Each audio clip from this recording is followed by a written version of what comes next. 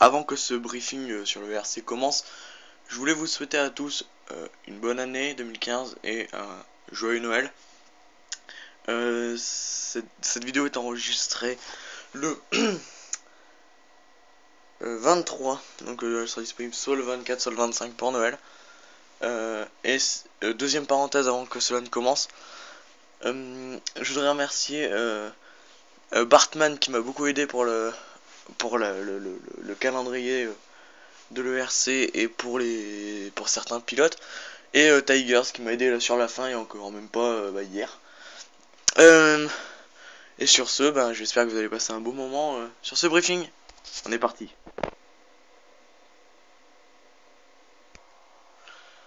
Salut à tous et bienvenue dans ce débriefing, non plutôt dans ce briefing. J'ai toujours l'habitude de dire débriefing. Dans ce briefing sur le championnat ERC, donc European Rally Championship 2015.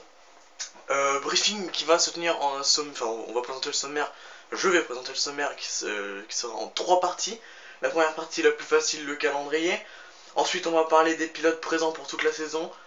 Et ensuite, on va parler de quelques infos. Enfin, je vais vous divulguer quelques infos. Je tiens à préciser que j'enregistre cette vidéo le 23 décembre. Donc, le championnat officiellement commence entre le 3 et le 5. Le premier rallye, je crois, le Yanner, c'est entre le 3 et le 5. À vérifier, mais je crois que c'est ça. Et donc il se peut qu'il y ait des autres changements. Au règlement ça m'étonnerait, mais des engagés à venir c'est probable. Bon, on est parti pour la première partie de ce briefing. On va parler des manches. Donc alors, ce sont les mêmes manches que l'an passé, à l'exception du rallye de Suisse, non j'ai oublié le Valais, voilà le rallye du Valais, qui est absent, donc on n'aura que 10 manches, ouais c'est ça, 10 manches. À signaler aussi que l'Acropole, qui était en début de saison l'an prochain, cette année, on est encore en 2014, sera en toute fin de saison l'an prochain. Donc alors le calendrier officiel 2015 sera Yanner, Yepaya, Irlande, Açores, Ypres, Estonie, Barum, enfin République tchèque, Chypre, Acropole et Tour de Corse. Donc ça c'est le calendrier 2015 des rallyes ERC. Ouais, c'est un calendrier plutôt fourni vu qu'on passe en... Enfin je trouve, hein, c'est un calendrier plutôt fourni, on passe dans quelques grands pays et quelques pays un peu moins... un peu moins grand, merci Captain Obvious. Non mais non, ça peut être sympathique, bon, moi je trouve ça dommage, je sais pas pourquoi ils ont enlevé la Suisse, mais à voir. Deuxième partie, les pilotes engagés. Donc alors, on a Eza Pekalapi, le champion en titre, qui sera toujours engagé avec Skoda. Alors Skoda, qui devrait nous sortir la R5. Alors elle est sortie, elle va sortir la R5, mais alors je ne sais pas, on ne sait pas pour l'instant, mais quand elle va débuter.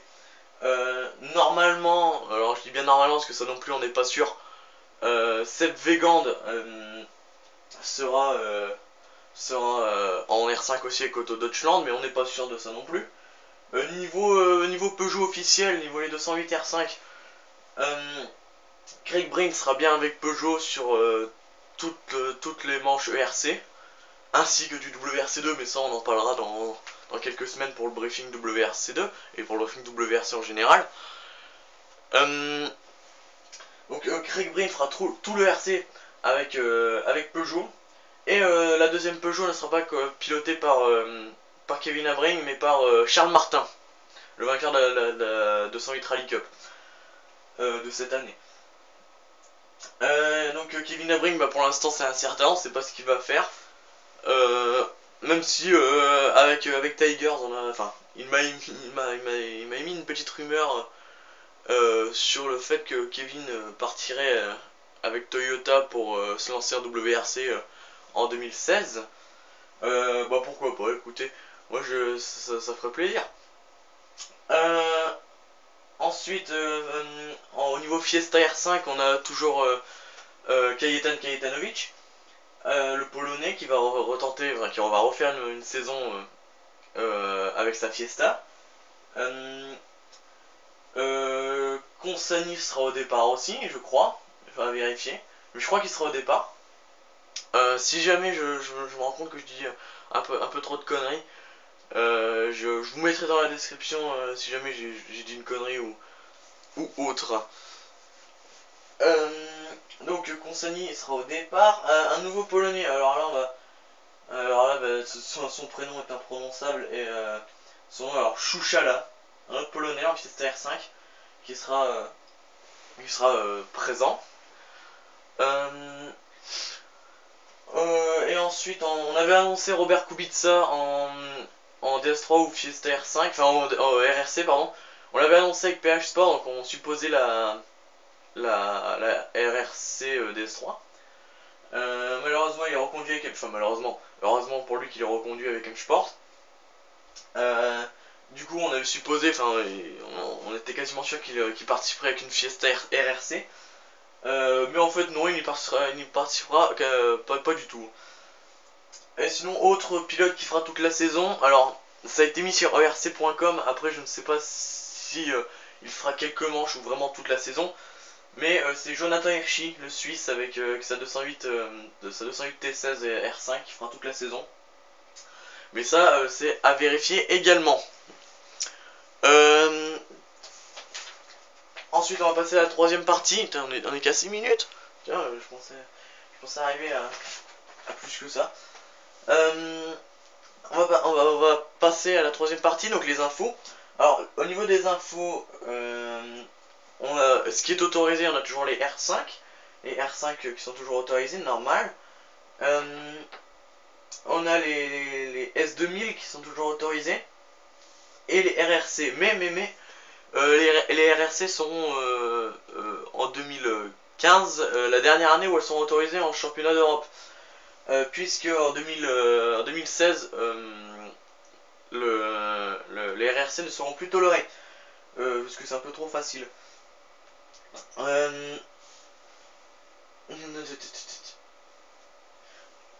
Niveau Stéphane Lefebvre, le petit prodige nordique, enfin, nord de France, on va appeler ça comme ça, parce que nordique, c'est pas vraiment le mot, parce qu'on va croire que c'est un norvégien, mais tout le monde sait qu'il est bien français, il est bien de chez nous.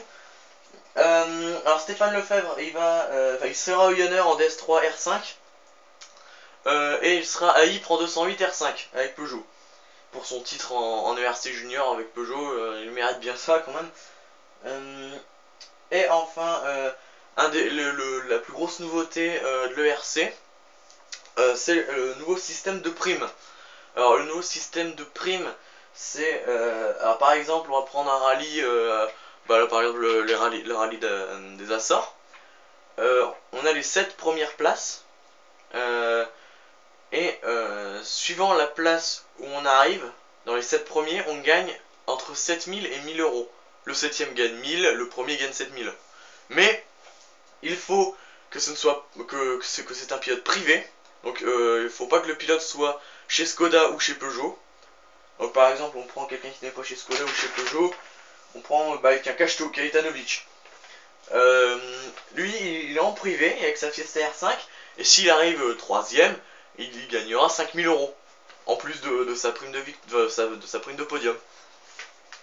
Non seulement il faut être un pilote privé, et ne possédant pas une RRC. Par exemple, les deux premiers du dernier rallye de 2014, le Tour de Corse, par exemple Brian Bouffier et Stéphane Sarrazin, qui sont arrivés 1 et 2 avec des Fiesta RRC. Si cette règle aurait existé cette saison, ils n'auraient pas gagné de prime. Vu qu'ils sont en Fiesta RRC, ils sont bien privés, mais ils sont en Fiesta RRC, enfin ils sont en RRC tout court en fait. Après, à voir comment ça va se passer si jamais un jour ça arrive, si jamais ça arrive cette saison que 1 et 2 on a des RRC, à voir ce que ça va faire. Est-ce que le 3ème gagnera 7000 euros ou est-ce qu'il gagnera que 5000? Je sais pas. Ça je peux pas vous le dire. Mais je trouve que c'est un bon système, ce système de primes. Le calendrier d'Euromotrice, Bah écoutez, le calendrier de roue motrice, c'est le même que l'an dernier, hein, hormis que vous enlevez le Chablais. Le Chablais, le Valais. Je confonds tout le temps les deux. Bah écoutez, moi si je donnais mon avis personnel, alors je vais faire quelques petits pronostics. Je vais donner mon avis personnel. Euh, niveau ERC Junior, qui je verrais bien titrer pour succéder à Lefebvre. Écoutez, alors, soit Gino Bux, le Belge, ou non, bah, je crois en lui. Je pense qu'il, si c'est pas en 2015, ce sera en 2016. Et encore, on sait pas s'il va être promu à autre part. Moi, je verrais bien Bux. Et sinon, pronostic, enfin, mon avis, mes pronostics sur le ERC, enfin, le championnat ERC avec les grosses les grosses voitures, les grosses voitures, les S2000 et, euh, et les RRC et les R5. Alors qu'est-ce que je verrais Bah écoutez, moi je pense honnêtement, si les Skoda R5 arrivent vite, parce que alors je ne sais pas, alors là on va mettre une hypothèse ensemble. Euh, Pardon. Oh putain, je suis en train de mourir en live. Euh, euh, si si les Skoda S2000 euh, restent aux mains de Skoda officiel, enfin, moi je veux dire ce qui va se passer. Enfin, pour moi, on a les R5 qui arrivent chez Skoda, mais on a les S2000 qui sont là. Alors, une question, quand les R5 arriveront, mais admettons si elles arrivent comme Peugeot cette année, si elles arrivent au bout du troisième rallye, il n'y a pas de problème. Ils peuvent se passer de faire les deux premiers. Voilà, les S2000 on barre et puis on passe au R5 au bout de la troisième manche. Ils peuvent se permettre ça. Euh, mais si jamais, parce que j'ai lu quelque part et avec Tigers, on fait des recherches de temps en temps. euh, on avait lu que les Skoda arriveraient soit à Ypres, soit au Barum. Mais ça fait loin dans la saison là, si je prends mon calendrier. Euh, Ypres c'est le cinquième rallye et Barum c'est le septième. Bah moi j'ai mis une hypothèse. Si jamais au pire des cas les Skoda R5 arrivent au Barum, qu'est-ce qu'ils vont faire? Est-ce qu'ils vont prendre sur les 6 premières manches la S2000 pour passer en R5 pour les 4 dernières? Je sais pas. Je sais pas. C'est ce qu'ils auraient mieux à faire dans ce cas-là, mais. Et si jamais, au plus grand miracle où le développement de la R5 est complètement abouti pour arriver au Yanner, moi je vais donner mon pronostic tout de suite, Skoda champion. Parce que déjà quand on voit que les 208 et les Fiesta R5 bah, par exemple il y a Cachot qui a fait toute la saison en R5, en Fiesta, et les Peugeot officiels qui n'arrivaient pas à suivre déjà les S2000 de chez Skoda, faut se poser de sérieuses questions. Et puis si jamais Skoda... Alors il y a toujours une part d'incertitude, donc on sait jamais, peut-être que la Skoda Fabia R5 n'est pas très bien aboutie, ou elle nous fait une 208, elle claque dans tous les rallyes. Je sais pas, mais ça c'est une part d'incertitude que bah, on découvrira quand elle sera sur la route. Mais si la Skoda Fabia R5 est aussi bien développée que la S2000, moi je vais vous dire que le RC, ce sera un championnat à sens unique. Hein. C'est comme en Formule 1, on aura Mercedes et les autres. Bah là en RC on aura Skoda et les autres. Mais après à voir quand ils arriveront et avec quoi ils arriveront. Sinon, autre pilote que j'attends de voir, hein, bah, le Polac, là, le Polac, enfin le Polonais, on va parler on va bien prononcer son nom, alors Chouchala. Lui il m'intrigue parce que, alors je sais pas, je demanderai, je mettrai dans la description, je demanderai à Tigers de me préciser ça. Euh, si il sera dans la Team Lotus avec Kajetanovic, ou est-ce qu'il sera avec sa team, je ne sais pas avec quelle team il a, mais À voir, mais il m'intrigue parce que s'il est avec la Team Lotus et en coéquipier de Kajetanovic, j'espère, par pitié, j'espère que ça va pas faire une Procop Melicharek en WRC cette année.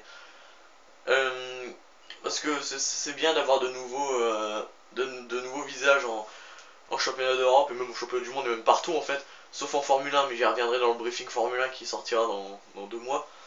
Euh, ouais, ça fait du bien de voir de nouveaux visages et j'espère il va pas faire que 3 rallyes dans la saison. Ensuite, je pense qu'on a fait le tour.